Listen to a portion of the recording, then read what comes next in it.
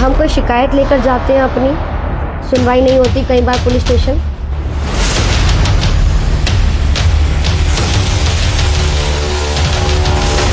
फिर कोई हमें हमारा रिश्तेदार बता देता है फलाना मंत्री से जैक लगवा दो, फलाना मंत्री से कॉल करवा दो, तो साहब सुन लेंगे। नेताजी से बात करके वो तेरा कम करवा देंगे।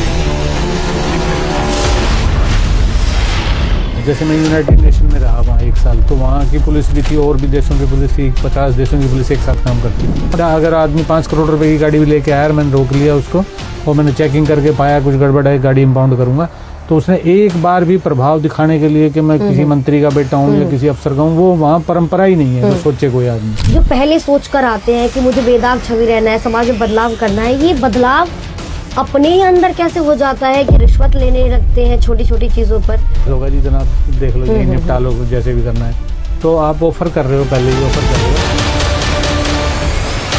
रिश्वत होती है मैडम 3 तरह की। एक होता है शुक्राना, महंगी से महंगी शर्ट ले आओ, एक 5 लाख रुपए की मैंने मान लो शर्ट ले ली, कहीं से खरीद के मंगवा ली बाहर से या कोई भी, और एक आदमी वो 5 लाख रुपए की शर्ट पहन के चला गया और मैं अपनी 2,500 रुपए की वर्दी पहन के चला गया, लोग मेरे को देखते। तो ये यूनिफॉर्म की बड़ी पावर है, बहुत ताकत है जी। आप मानते हैं, आपने देखा किसी अपराधी कोई ऐसा है जिसको जो धार्मिक आस्थाओं को मान रहा है और उसने अपराध करना छोड़ दिया हो या अपराध कम कर दिया हो? मेरा अपना एक्सपीरियंस है, 80-80 साल का आदमी जब संपर्क में आता है और कोई काम उसका होता है या प्रयास होता है, ना भी होता, हर बार नहीं होती सक्सेस, भाई हर एक केस ट्रेस नहीं कर पाते, तो वो 80 साल का आदमी आपको कम्प्लीमेंट दे के जाता है कि जी आज मेरी दिमाग में जो इमेज थी ना वो सिर्फ सुनी थी, आज वो चेंज हो गई। खरगोश पकड़ के ला रहा है, वो तो था जी स्कूल से बंक मारना मेरी पक्का भाई। आप बंक मारते थे? निश्चित रूप से था। आपकी बातों को सुन के तो नहीं लग रहा है मुझे। नहीं, पक्का था जी, वो तो स्कूल में रहना ही नहीं था, लगे जगह एक यार दोस्त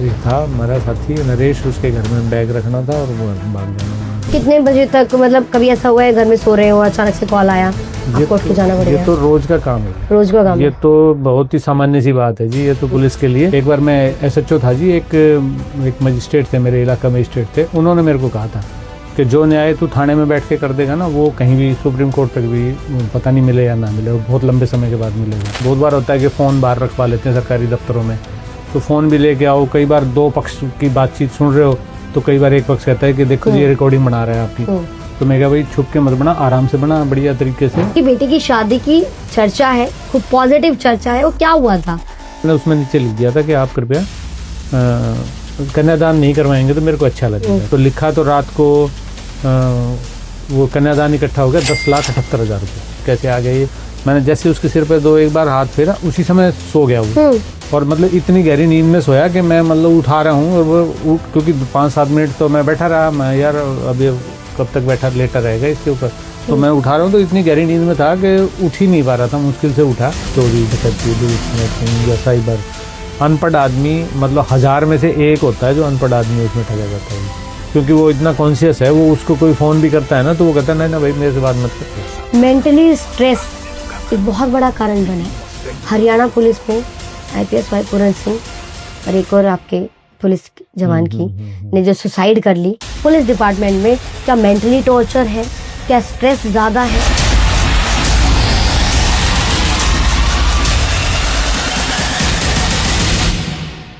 आप सभी का स्वागत है पॉडकास्ट विद दीपा राणा में, और आज के इस एपिसोड में हमारे गेस्ट है जो ऑन डिमांड पुलिस ऑफिसर, यानी कि जब जब हालात गंभीर होते हैं तब तब उनकी डिमांड वहां होती है, चाहे हरियाणा का जाट आंदोलन हो या फिर राम रहीम सिरसा केस हो या फिर किसान आंदोलन हो, जहां जहां हालात बिगड़े वहां वहां हमारे ये ऑफिसर साहब पहुंच गए। लेकिन मजे की बात ये है कि साहब का ट्रांसफर जहां से होता है वहां अपराधी पार्टी करते हैं, खुश हो जाते हैं कि साहब जा रहे हैं, अब हम मजे से अपराध कर सकेंगे। लेकिन वहां की जनता परेशान हो जाती है कि अब हमारी कौन सुनेगा, साहब को मत भेजो, साहब का ट्रांसफर रोक दो। और यहाँ तक कि लोग सड़कों पर आ जाते हैं ज्ञापन देने के लिए, मुख्यमंत्री तक को पकड़ लेते हैं कि साहब का ट्रांसफर रोक दो, साहब का ट्रांसफर मत होने दो। वेलकम है DSP हरियाणा राजेश चेची। नमस्कार दीपा जी, बहुत धन्यवाद आपका। सर थैंक यू ये टाइम देने के लिए। नहीं बहुत। और आज के इस पॉडकास्ट में बहुत सारी बातें होंगी आपके अनुभव को लेकर, बिल्कुल और किस तरीके से आपने गुड़गांव में इनकाउंटर किया, किसान आंदोलन में गंभीर हालातों में भी आपने वहां अपनी ड्यूटी निभाई, किस तरीके से जाट आंदोलन में जब हालात गंभीर थे उस वक्त वहां आपकी पोस्टिंग की गई, तब हालात कैसे थे। तो तमाम चीजों के लिए आर यू रेडी सर? बिल्कुल बिल्कुल मैम। सबसे बात पहले शुरू यही करते हैं कि पहले बचपन में ही सोच लिया था कि हाथ में पिस्टल लेनी है और अपराधियों को एनकाउंटर करना है? नहीं, ये सच्चाई है आपकी। मेरे दरअसल मेरे फादर साहब जो थे वो भी पुलिस ऑफिसर थे, तो शुरू से घर में पैदा हुआ तभी से पुलिस देखी है, तो मेरे को लगता था कि पुलिस से अच्छी नौकरी नहीं हो सकती। और वास्तव में मैं तो 10वीं पास करके, उस समय 12th की बजाय 10वीं ही क्वालिफिकेशन थी जो ज़रूरत थी, तो मैं तो 10वीं पास करते ही और कांस्टेबल भर्ती होने की फिराक में था। पर मेरे फादर ने जिद किया कि नहीं भाई तुम पढ़, भाई ग्रेजुएशन तो कर। वो एक्चुअली तो मेरे को MBBS करवाना चाह रहे थे, पर मैं उस लाइन पे नहीं गया और मैं सिंपल ग्रेजुएशन की, उसके बाद पोस्ट ग्रेजुएशन की, और फिर मैं उसके बाद हरियाणा पुलिस में ASI आ गया था जी 94 में। और अब मैं पिछले 12 साल से DSP हूँ, सेवा कर रहा हूँ। तो अभी तक चेची साहब ने किस किस डिपार्टमेंट में अपनी सेवाएं दिया? मैं दरअसल हरियाणा पुलिस के अलावा, जैसे हरियाणा पुलिस में तो चाहे स्टेट क्राइम है, चाहे ऑफिस में रहा हूँ, लाइन अफसर भी रहा हूँ, कोई SSCID में भी रहा हूँ, CM फ्लाइंग में भी रहा हूँ, कोई फील्ड ऐसा लगभग मैंने कवर किए हैं। बाकी डेपुटेशंस पे भी मैं बहुत गया हूँ, जैसे इंटेलिजेंस ब्यूरो में मैं गया हूँ, वहीं से फिर मैं ब्यूरो ऑफ इमिग्रेशन में चला गया था, एयरपोर्ट पे रहा 2 साल, या IGI एयरपोर्ट पे इमिग्रेशन में, और नेशन ह्यूमन राइट्स कमीशन में भी मैं डेपुटेशन 2 साल निकाल के आया हूँ। और यूनाइटेड नेशन में भी मैं सब इंस्पेक्टर था उस समय, मैं और एक मेरा साथी था, हम दोनों, जितेश मल्होत्रा भी हैं, ACP हैं, हम दोनों थे पहले सब इंस्पेक्टर हरियाणा के जो UN में गए थे। उसके बाद और भी बहुत से लोग गए, तो उससे पहले HPS और IPS ही जाते रहे थे हरियाणा से। तो इस तरह से बड़ा एक्सपोजर हुआ जी, चारों तरफ घूमने का मौका मिला। सबसे अच्छा एक्सपीरियंस आपका कौन से डिपार्टमेंट में रहा? CM फ्लाइंग में रहा, IB में रहा? असल में सब जगह का अपना अपना एक है तरीका। मैं ये कहूँगा जैसे ब्यूरो ऑफ इमिग्रेशन में सिर्फ आपको पासपोर्ट वीज़ा चेक करना है, एंट्री करवानी है, या एग्जिट पे हो जिस दिन आप डिपार्चर में बैठे हुए हो तो भी आपने यही काम करना है। परंतु वहाँ भी ऐसा होता था, जैसे मैं 2004 के आसपास गया था, तभी इंटरनेशनल फ्लाइट्स बहुत बड़ी थी उस समय, तो स्टाफ था कम, तो बहुत लंबी लंबी लाइनें लगती थी। तो मेरा ये था कि जब तक लाइन लगी हुई है तो तब तक चाहे पूरी रात ना उठना पड़े टॉयलेट जाने के लिए भी, तो मैं लगा रहता था। फिर वहाँ ये श्री विवेक गोगिया IPS हैं, वो हमारे FRR लगे, तो उन्होंने घोषणा कर दी कि जो सबसे ज़्यादा पैसेंजर एक नाइट में क्लियर करेगा उसको एक सर्टिफिकेट और 300 रुपये का रिवार्ड मिलेगा। तो कुछ तो स्पीड थी पहले से ठीक, कुछ मैंने और थोड़ा सा फास्ट किया, तो मतलब जब भी मैं डिपार्चर में या अराइवल में मैं बैठ गया तो 12 लोग बैठते थे, परंतु वो सर्टिफिकेट मैं ही लेके आता था। तो उससे क्या होता था कि खुद की सेटिस्फेक्शन भी मिलती है आपको, और लोगों का भी भला होता है कि काम कर रहे हो और साथ में आपको एक रिवार्ड और एक सर्टिफिकेट भी मिलेगा। तो इस तरह से हर जगह एंजॉय किया जी। आपके किस्से खूब सुने, कैसे आपने गुड़गांव में इनकाउंटर किया, कैसे सिरसा में आपने वहां वो स्थिति संभाली। उस वक्त लोग चेची साहब को जानना चाहते हैं, चेची साहब कहाँ से आते हैं, किस गांव से हैं, परिवार में कौन कौन है? एक्चुअली मेरा गांव तो डिस्ट्रिक्ट रोहतक में पड़ता है मैम, महम के पास गांव है मेरा सीसर, पर मेरा जन्म भी नारनौल में ही हुआ, और क्योंकि वहीं नारनौल में घर बना लिया था मेरे पापा ने, तो वहीं मैं पैदा हुआ, वहीं पला बढ़ा, और वहीं से मैं नौकरी लग गया। मेरे फादर मदर के अलावा मेरे 2 बहनें और एक भाई था।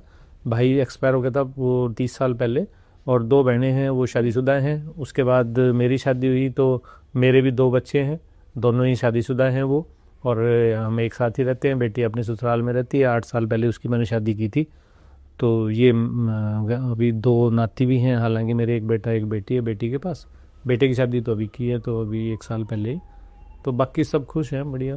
तो फैमिली में पहले भी कोई पुलिस डिपार्टमेंट में रही? हाँ, मेरे फादर खुद पुलिस में थे, जैसा मैंने बताया, और मेरे 2 बहनें हैं, तो दोनों बहनों ही एयरफोर्स में थे। तो इस तरह से वो भी फोर्स में थे और मैं भी, और फादर भी, तो सभी। अच्छा, ऐसा होता है क्या जिस फैमिली में फादर मदर या फिर बड़े कुछ पुलिस डिपार्टमेंट में हो, तो वहाँ ऑटोमेटिकली जो बच्चे होते हैं उनकी अपब्रिंगिंग ऐसी होती है कि उन्हें भी पुलिस डिपार्टमेंट की तरफ खुद एक अट्रैक्शन होने लगता है? हाँ, निश्चित रूप से है। अब जो जनरेशन अब जो चल रही है ना जी, वो जो बच्चे थोड़ा सा भी ठीक ठाक काम कर लेते हैं, वो सरकारी नौकरियों से थोड़ा सा बचने लग गए, पुलिस से खास तौर पे। पहले तो करते थे सारे ही। उसके पीछे की वजह? उसके पीछे थोड़ा सा वर्किंग आवर्स और छुट्टी का थोड़ा वो हेक्टिक शेड्यूल, और वो रह के बच्चे आजकल उनको आलसी समझ लो या उनके पास अपॉर्चुनिटी बहुत हो गई है प्राइवेट सेक्टर में काम करने की, तो सरकार की इस तरह की अच्छी पॉलिसी है कि अपना बिजनेस भी करते हैं, तो स्टार्टअप के लिए सरकार से फंडिंग भी हो जाती है। अच्छा, फिर प्राइवेट भी सेक्टर्स में फरीदाबाद, गुड़गांव, दिल्ली, नोएडा में अच्छे जॉब्स हैं। तो बच्चे आजकल सरकारी नौकरी की वो उसको बंदिश समझने लग गए और प्राइवेट में, जैसे मेरा ही बेटा है या बेटी है, वो करे हम तो अपना काम करेंगे, सरकारी का प्रयास नहीं करेंगे। तो इस तरह से सबके ही घर में होता होगा ऐसा। तो यंग जनरेशन जो है वो ऐसा नहीं है कि कम है, आज भी आप अगर 100 वैकेंसी निकालोगे तो 1 लाख फॉर्म्स आएंगे। तो लोग उत्सुक भी बहुत हैं सरकारी नौकरी लगने के लिए, पर जिनके घर में ऑलरेडी सरकारी नौकरी है वो थोड़ा सा मेरे को लग रहा है अवॉइड करने लग गए हैं। अवॉइड करने लग गए हैं। तो आपको क्या लगता है, वाकई ऐसा है कि गवर्नमेंट जॉब्स जो है, जिस तरीके से पुलिस डिपार्टमेंट थोड़ा हेक्टिक शेड्यूल रहता है, टाइम का कुछ पता नहीं है, तो वो थोड़ा कम क्रिएटिव है, प्राइवेट जॉब्स ज्यादा क्रिएटिव हो गई है? एक्चुअली मैं बताता हूँ जी, ज्यादा comfortable, man to man differ करता है। जैसे मैं हूँ, मैं सोचता हूँ कि मैं घर में नहीं रह सकता भाई, संडे के दिन भी सोचते हैं कि कुछ काम करो। अब वो एक आदमी की टेंडेंसी ये है कि मेरे को तो बड़ा बस आपने 9 से 5 जो कर लिया ठीक है, तो उनके लिए तो पुलिस का जॉब है ही नहीं बिल्कुल भी। ये तो यहाँ तो 24/7 आप छुट्टी पे हो तो भी आप ड्यूटी पे हो, अगर कोई इमरजेंसी आ गई आप छुट्टी पे हो तो भी आपको ऑब्वियसली जाना चाहिए बिना बुलाए। पर वो जिसकी आराम की टेंडेंसी है तो वो तो फिर लेटा रहेगा घर में। ये आप कितने बजे तक, मतलब कभी ऐसा हुआ है घर में सो रहे हो, अचानक से कॉल आया, आपको उठ के जाना पड़ेगा? ये तो रोज का काम है, रोज का काम। ये तो बहुत ही सामान्य सी बात है जी। ये तो पुलिस के लिए कि आपको कभी दिवाली है, होली है, कभी कोई घर में फंक्शन है, कुछ है और कोई इमरजेंसी आ गई तो आपको जाना ही पड़ेगा, जाना भी चाहिए। क्योंकि आप फिर वो आपकी कॉन्शियस ही अलाउ नहीं करेगी कि मान लो कहीं मेरे फायरिंग हो रही है, मेरे को सूचना मिल गई और मैं घर में लेटा हुआ हूँ, तो फिर ठीक नहीं है ना। जैसे मैंने मेरी बेटी की शादी करी, मैं छुट्टी पे था, तो उस समय एक हरिया नाम का एक बदमाश था यहाँ पे, बड़ा नोटोरियस हो गया था, वांटेड था वो, यूपी पुलिस, राजस्थान पुलिस और हम। तो उसकी जैसे किसी ने मेरे को इन्फॉर्मेशन दी कि जी आज हरिया मैंने यहाँ देखा, तो रात को ही मैं, हालांकि घर से तो नहीं गया, पर मैं ग्रुप में, क्योंकि ग्रुप था तीनों स्टेट का बना हुआ था, मैंने उसी समय रात को ही करके एक्टिवेट सबको और फिर किया, तो उसमें इनकाउंटर हुआ था। वो एक हमारी टीम में, वो हरिया तो बच गया था, परंतु उसके साथ का था जिसने फायर किया पुलिस के ऊपर। तो पुलिस ने सेल्फ डिफेंस में फिर जब फायर किया तो एक बंदा वहाँ एक्सपायर हो गया था वहाँ पे। तो वो आप छुट्टी पे हो तो भी ये तो कह नहीं सकते ना जी, इन्फॉर्मेशन आ गई तो मैं तो छुट्टी पे हूँ भाई, कल बताना मेरे को। तो ये तो पुलिस अफसर का काम है जी। अच्छा, जब मैंने ये बताया कि आज राजेश चेची जी का पॉडकास्ट होने वाला है, तो कुछ सवाल भी आए। आपने बेटी की शादी का जिक्र किया तो मेरे जहन में भी वो सवाल आ गया। लोगों ने कहा सर से, साहब से सवाल जरूर पूछना, उनकी बेटी की शादी की चर्चा है, खूब पॉजिटिव चर्चा है, वो क्या हुआ था? असल में 8 साल, अब फरवरी में 8 साल हो जाएंगे बेटी की शादी को।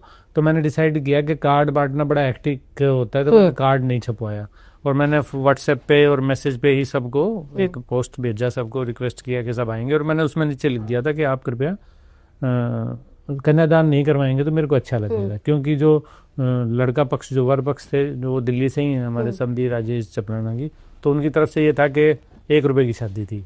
तो मैंने कहा इन्होंने लेना नहीं तो मैं किस लिए इकट्ठा करूंगा। तो पर लोग मानते हैं नहीं। अब वहाँ शाम को ही शुरू हो गए जबरदस्ती पीछे लगे, तो मैंने फिर एक लड़का बिठा दिया, मैं यार रजिस्टर लेके जो लिखवा रहे लिख ले, मानेंगे तो है नहीं, वरना मेरे को परेशान करेंगे। तो लिखा, तो रात को वो कन्यादान इकट्ठा हो गया 10,78,000 रुपये। तो मैंने कहा बहुत है। तो एक यहाँ प्रयास, एक बल्लभगढ़ में एक संस्था है जो गरीब और लेडीज़ के लिए, बच्चों के लिए काम करती है। तो मैंने उनको पढ़ाना, उनके लिए ये सिलाई सेंटर, बहुत सारी चीज़ें चलाते हैं, उनकी अपनी बिल्डिंग है वहाँ। तो मैंने, वो जगत मदान जी थे तो उस समय उसके प्रधान, तो मैंने उनसे रिक्वेस्ट की कि जी आप बस भेजो किसी को, ये पैसे मैं डोनेट करना चाह रहा हूँ। तो मैंने वो दे दिए थे। और एक जो सरकारी हमारा ऑर्फनेज, एक अनाथालय है NIT में तिकोना पार्क के पास, तो वहाँ मैं जाता रहता था अक्सर। तो मैंने उन बच्चों को भी पहले एक स्कूल से रिक्वेस्ट करी, रावल स्कूल के जो मालिक हैं उनसे, कि जी आप 2 या 3 बसेस दे दो ताकि उन बच्चों को ले आए शादी में। किसी ने मेरे को सलाह दी थी कि जी शादी में आएंगे बच्चे, वो ये फैलाएंगे वो फैलाएंगे, तो आप इनको वहीं भेज दो इनके लिए खाना। तो मैं कहता तुम 2 सब्जी और वो भेज दोगे, बच्चे इंजॉय नहीं करेंगे ना, यहाँ इतने 1000 तरह की चीज़ें होती हैं शादी में, वो बच्चे आएंगे। तो उन बसों में उनको लेके आए और फिर उन बच्चों ने 1-2 घंटा अपने खाया पिया, डांस डूंस मारा, फिर उनको वापस छोड़ा, फिर हमने शादी शुरू की थी। भाई बाकी सब गेस्ट हम खाओ गई। तो वो उसमें बस लोग इसीलिए याद करते हैं कि एक तो इतने 100-200 बच्चों को कोई बुलाता नहीं है इस तरह से अपनी शादियों में, और दूसरा ये था कि वो जो कुछ आया था वो भी डोनेट कर दिया था। तो वो था ना, तेरा तुझको अर्पण, पब्लिक का ही फंड था, वो पब्लिक का दान में उन्हीं के चला गया, उसमें मेरा कोई योगदान बड़ा है नहीं वैसे। ये था जी। जी, देखिए मैंने सुना है ना कि जब पुलिस का नाम आता है ज़्यादातर तो लोगों को ये याद आता है, डर लगता है एक तो। हालांकि कहते हैं कि पुलिस के पास बेखौफ होकर जाओ तभी आप अपनी शिकायत वहाँ लिखवा पाओगे, तभी आप अपनी परेशानी उन्हें बता पाओगे, लेकिन फिर भी लोगों के मन में डर रहता है। पुलिस और जनता के बीच में कहीं ना कहीं जो गैप है वो नहीं मिट पाता। लेकिन जिस तरीके की आपकी छवि है, मैंने सुना है कि आपके दफ्तर के बाहर लोगों को लाइन जो लगती है वो अपनेपन को लेकर लगती है, लोग आपको ऑफिसर कम अपना ज़्यादा मान लेते हैं। तो कभी आपके साथ ऐसा हुआ है कि आप कहीं जाओ और किसी बुजुर्ग ने, किसी माता ने आपका हाथ पकड़ा और मतलब आपने आपके बेटे की तरह अपनी फरियाद सुना दी? नहीं, इसमें ये बात फैक्ट है, ऐसा बहुत अक्सर होता है इस तरह का। तो देखो पुलिस की नौकरी में ना जी, मैं हमेशा कहता हूँ, आप महंगी से महंगी शर्ट ले आओ, एक 5 लाख रुपए की मैंने मान ली शर्ट ले ली, कहीं से खरीद के मंगवा ली बाहर से या कुछ भी, और एक आदमी वो 5 लाख रुपए की शर्ट पहन के चला गया और मैं अपनी 2,500 रुपए की वर्दी पहन के चला गया, लोग मेरे को देखेंगे। तो ये यूनिफॉर्म की बड़ी पावर है, बहुत ताकत है जी, और लोग इसकी इज्जत भी करते हैं, कदर भी करते हैं। तो इससे डर होना चाहिए बदमाशों को, ये क्रिमिनल्स को, इससे गलत काम करने वालों को। जो सही आदमी है, शरीफ आदमी है, उसके अंदर तो पुलिस के लिए देख के कॉन्फिडेंस आना चाहिए, डर नहीं आना चाहिए। तो मेरे ऑफिस में, मैं ASI था तब से SHO करी है मैंने, और अभी तक अब कभी मेरे ऑफिस में आना, मतलब वहाँ वेटिंग वाला सिस्टम नहीं है कि पहले वो पर्ची भेजेंगे, कोई बुलाएगा जी अभी साहब बिजी हैं फलाना है। मेरे ये खुले दरबार हैं, कोई भी आओ बैठो, अगर बिजी हो तो पहले आप हो, फिर कर लेंगे काम, सरकारी है। बाय द वे कोई अर्जेंट, कोई चिट्ठी, कोई अर्जेंट काम भी हो रहा है तो आपके सामने ही हो जाएगा बैठ के भी। तो बहुत बार होता है कि फ़ोन बाहर रखवा लेते हैं सरकारी दफ्तरों में, तो फ़ोन भी लेके आओ। कई बार 2 पक्ष की बातचीत सुन रहे हो तो कई बार एक पक्ष कहता है कि देखो ये रिकॉर्डिंग बना रहा है आपकी, तो मैं कहा भाई छुप के मत बना, आराम से बना, बढ़िया तरीके से, और सबको दिखाइए ले जाके। कोई क्या देते हैं? कोई सीक्रेसी तो है ही नहीं ना। हाँ, कोई सीक्रेसी है नहीं, अच्छी बात है, दिखाएगा घर पे परिवार में ले जाके, तो बना के ले जा, बढ़िया वीडियो भाई, छुपा के ना बनाओ। तो ओपन रहेंगे तो ठीक रहेगा जी, ट्रांसपेरेंसी भी रहती है, और दूसरा आप न्याय भी कर पाते हो। कि जब कुछ अगर मैं डिस्क्रीट रख रहा हूँ, कुछ छुपा के रख रहा हूँ, तो कोई पर्सनल इंटरेस्ट तो है नहीं, जो सामने सुन रहे हैं वही न्याय हो रहा है। एक बार मैं SHO था जी, एक मजिस्ट्रेट थे, मेरे इलाका मजिस्ट्रेट थे, उन्होंने मेरे को कहा था कि जो न्याय तू थाने में बैठ के कर देगा ना, वो कहीं भी सुप्रीम कोर्ट तक भी पता नहीं मिले या ना मिले, वो बहुत लंबे समय के बाद मिलेगा। तो वो कैसे कि तुम्हारे पास 2 पक्ष आते हैं, तुम्हारे को साफ साफ दिख रहा है कि कौन सा झूठ बोल रहा है, कौन सा सच बोल रहा है, कितने लोगों के नाम सही लिखवा रखे हैं, कितने गलत, तो तुमने यहीं पे वो फिल्टर कर दिया, उसको एक तरफ वीड आउट कर दिया, तो वो न्याय यहीं पे दे दिया तुमने उस आदमी को, जिसको 10 साल बाद लग जाएंगे बरी होने में। तो पुलिस का जॉब तो मैडम लोगों में कॉन्फिडेंस लाने के लिए होता है। चेची साहब, कितनी बार आपको रिश्वत देने की कोशिश की लोगों ने?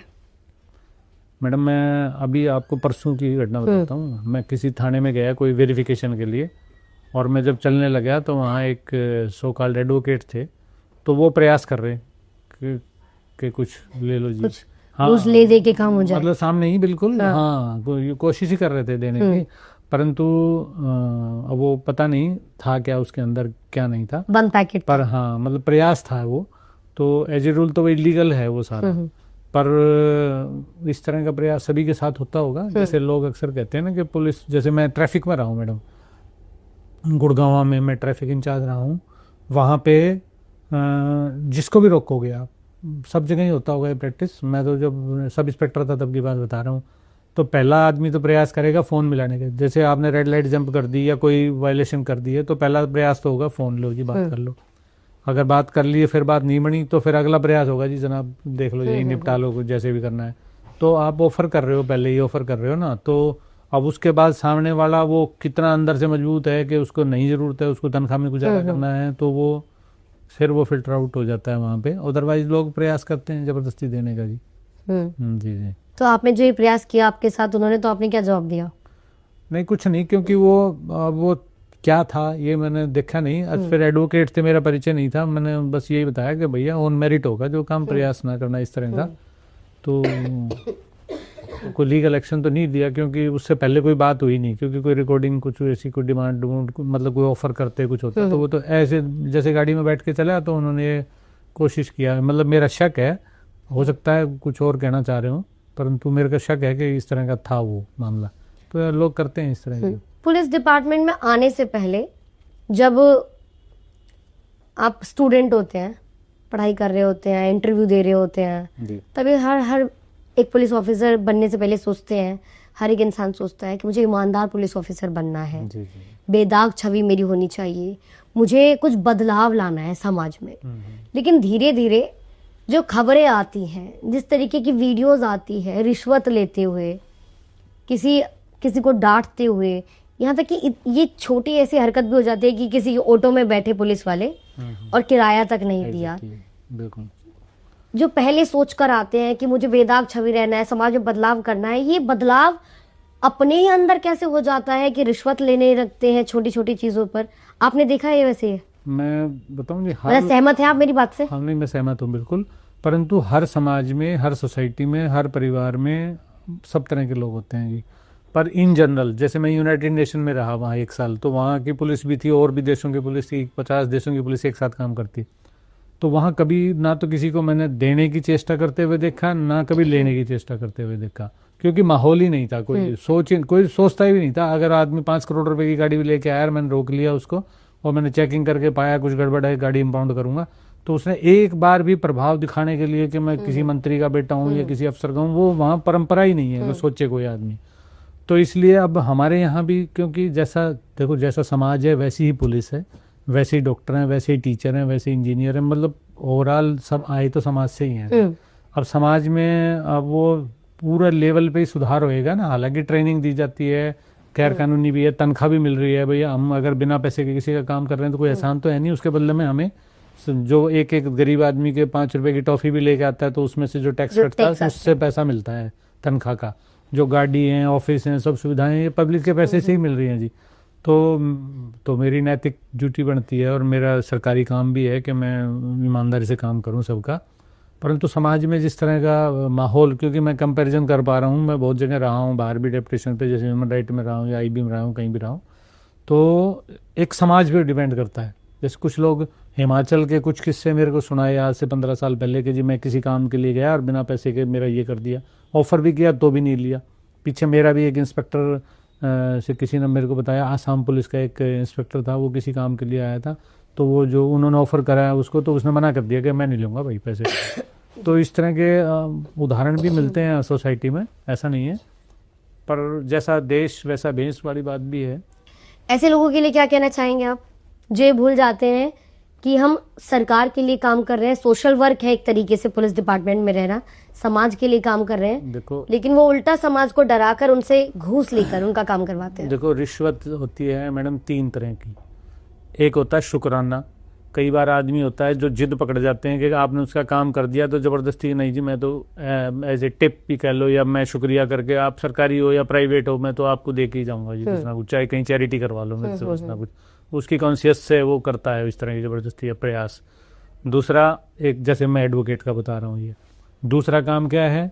दूसरा एक होता है नजराना, कि मेरे को कुछ भेंट दोगे तो ही मैं काम करूंगा। उसमें आपने डिग्री अपनी तरफ से लगा दी कुछ ना कुछ, कि भाई मैं एक्सपेक्ट करूंगा कि मेरे को ये नजराना दोगे तो ही काम करूंगा। और तीसरा होता है जबराना, कि भाई आपने जबरदस्ती कर ली, भाई काम करूंगा ही नहीं जब तक मेरी ये इच्छा पूरी नहीं करोगे आप, कुछ भी आप पैसे की है, कोई और अपना पर्सनल इंटरेस्ट कुछ भी उल्लू सीधा करवाना चाह रहे हो। तो हैं तो तीनों ही गलत। अगर मैं गिफ्ट भी स्वीकार कर रहा हूँ तो बाकायदा लिखित में है कि आप नहीं करोगे स्वीकार, दिवाली पे भी आप किसी से गिफ्ट नहीं लोगे, वो भी गलत है, तीनों ही गलत। पर उसमें एक दुआ और बद्दुआ वाली बात भी जुड़ जाती है, क्योंकि हमारे हिंदुस्तान में जिस तरह का धार्मिक सिस्टम है, चाहे किसी भी धर्म हो, हम दुआ और बद्दुआ के ऊपर करते हैं। तो आप जबरदस्ती 5 रुपए भी किसी से ले रहे हो तो वो, मैं हमेशा कहता हूँ, वो दूध में जामुन का काम करेगा। आपने 1 क्विंटल दूध ले लिया और उसमें 1 चम्मच अगर जामुन का डाल दिया तो पूरे को दही बना देगा। तो वो बद्दुआ वाला पैसा जो है ना, वो आज कहते हैं सब समाज में, मैं सरकारी की नहीं कहता, हर डिपार्टमेंट पूरा समाज में करें कि जनरेशन बिगड़ रही है, जमाना बिगड़ रहा है, बच्चे बिगड़ रहे हैं, ये बिगड़ रहे हैं। तो इसके लिए आध्यात्मिक हिसाब से अगर देखें तो जैसा खाओगे अन्न वैसा होएगा मन। तो आपने अन्न, कितने लोग हैं जो अच्छी कमाई का अन्न अपने घर में लेके आते हैं और फिर अच्छी कमाई का अन्न खिलाया मैंने और अच्छे माहौल में बच्चों को रखा, तो ऐसा हो नहीं सकता कि मेरे बच्चे बिगड़ जाएं या किसी के भी बच्चे बिगड़ जाएं। तो अब जहाँ जहाँ इस तरह का हालांकि दूसरे फैक्टर्स भी हैं आजकल, सोशल मीडिया है, सोसाइटी है, कहीं बात यार दोस्त हैं, बहुत सारी चीज़ें हैं, कुछ जो आगे पूर्व जन्म से भी लेके आता है बंदा। पर मोटा मोटा अगर देखा जाए तो जैसा खाओगे अन्न वैसा हो जाएगा मन। आप सात्विक कमाई के साथ सात्विक भोजन घर में लेके आ रहे हो, सात्विक माहौल है, तो आपके बच्चे नहीं जाएंगे इधर उधर। सर, बात भ्रष्टाचार की है कि किस तरीके से पुलिस डिपार्टमेंट पर ये आरोप लगता है कि वो रिश्वत लेते हैं, भ्रष्टाचार आगे बढ़ रहा है, इस पर आप क्या सोचते हैं?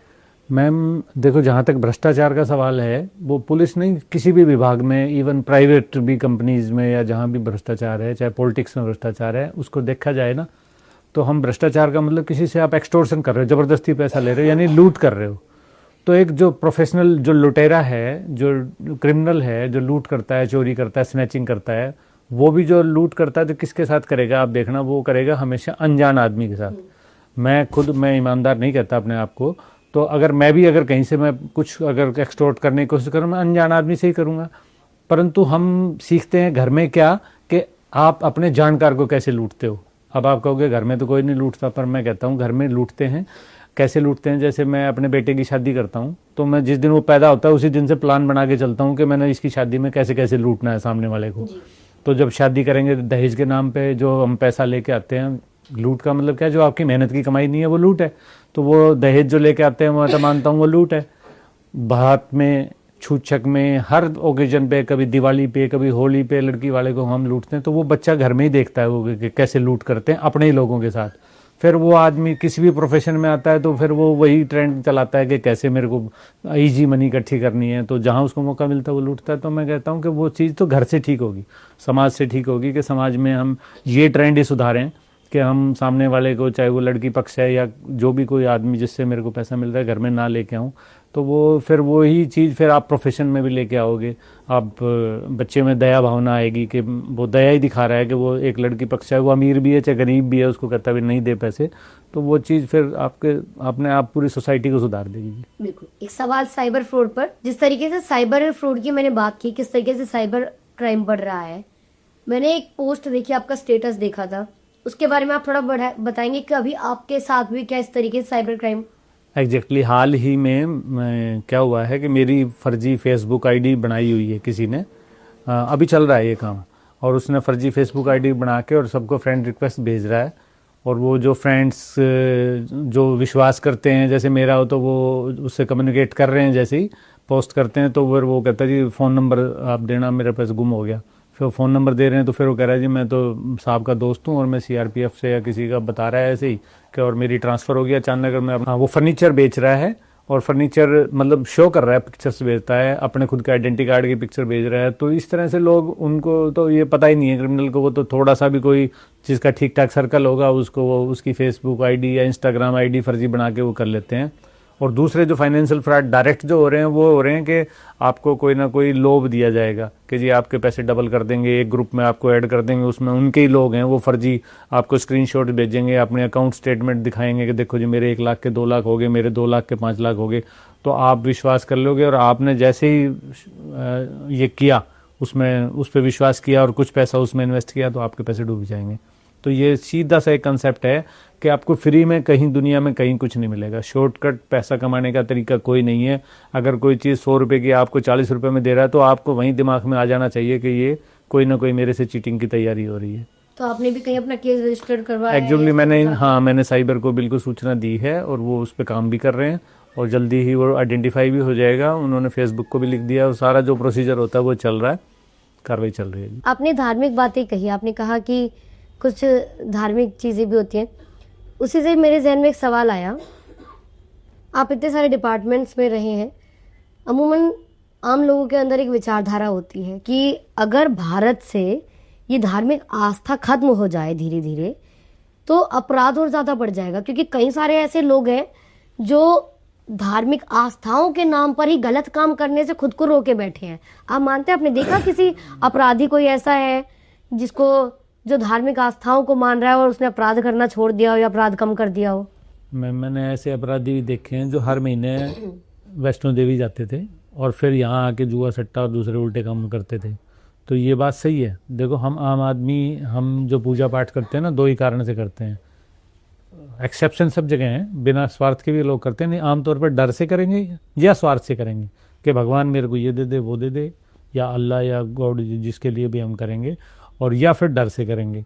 जो असली आस्था है ना, मैं हमेशा कहता हूँ आस्था और विश्वास में एक बड़ा हेयर लाइन, एक बड़ा बहुत ही बारीक लाइन है, परंतु बहुत महत्वपूर्ण है। मैं अगर आप इजाजत दें मैं आपको एक्सप्लेन करता हूँ। बिल्कुल बिल्कुल जरूर सर। क्योंकि बड़ा अच्छा सवाल है आपका ये।